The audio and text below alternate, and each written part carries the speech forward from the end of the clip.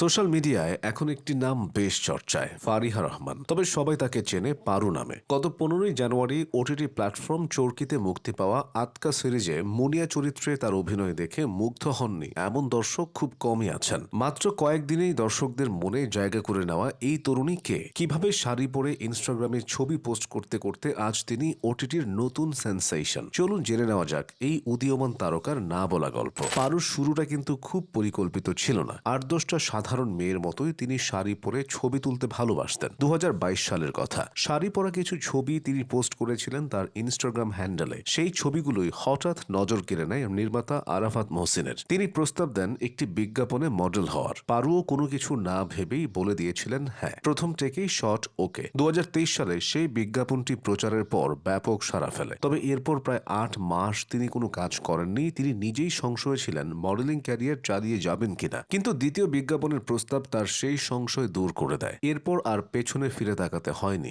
একে একে প্রায় 20টিরও বেশি বিজ্ঞাপনে নিজের প্রতিভার স্বাক্ষর রেখেছেন তিনি। বিজ্ঞাপন থেকে ওটিটির দুনিয়ায় পা রাখাটাও ছিল নাটকীয়। সেই নির্মাতা আরাফাত মহসিনের হাত ধরেই তিনি নাম লেখালেন চরকির অরিজিনাল সিরিজ আতকাতে। গত বছরের অক্টোবর মাসে এই সিরিজের জন্য অডিশন দেন পারু। নভেম্বরে শুরু হয় শুটিং। 15ই জানুয়ারি 2026-এ মুক্তির পর মুনিয়া চরিত্রটি নিয়ে সোশ্যাল মিডিয়ায় শুরু হয় তুমুল প্রশংসা। পারু জানান স্ক্রিপ্ট পড়েই তিনি মুনিয়া চরিত্রের প্রেমে পড়ে গিয়েছিলেন। রহমান বাড়ির ছোট মেয়ে মুনিয়া, যে খুব সাধারণ কিন্তু তার ভেতরে লুকিয়ে আছে অনেক না বলা আবেগ আর দ্বন্দ্ব। পারু নিজেও তার পরিবারের ছোট মেয়ে, তাই চরিত্রের সঙ্গে মিশে যেতে তার খুব একটা সময় লাগেনি। বিশেষ করে আরশ খান ও সোনেরা বিনতে কামালের মতো শিল্পীদের পাশে থেকেও তিনি নিজের উপস্থিতি বেশ জোরালোভাবেই প্রমাণ করেছেন। অনেকেই মনে করেন আতকাই তার প্রথম কাজ, কিন্তু মজার ব্যাপার হলো এর আগেই ইউটিউবে মুক্তি পায় তার নাটক প্রেম আমার। আতকা সিরিজে কাজ করতে গিয়ে আরশ খান সোনেরা বিনতে কামালের সঙ্গে ভালো বোঝাপড়া হয়ে যায়। সে সূত্র ধরেই প্রেম আমার নামের নাটকে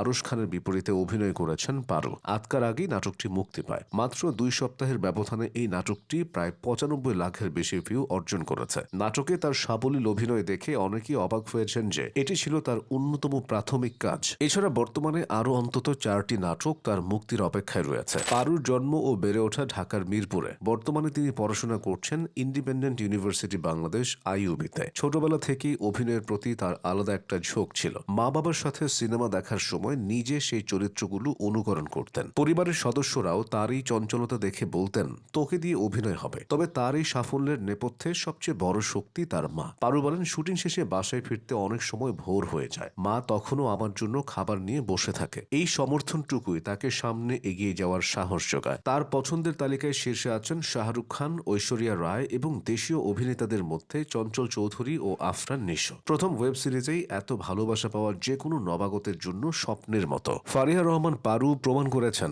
কাজের প্রতি একাগ্রতা থাকলে বিজ্ঞাপন থেকে শুরু করে বড় পর্দার তারকা হওয়া অসম্ভব কিছু নয়। সামনে তার আরও অনেক কাজ আসছে, যা নিয়ে দর্শকরাও বেশ আগ্রহী।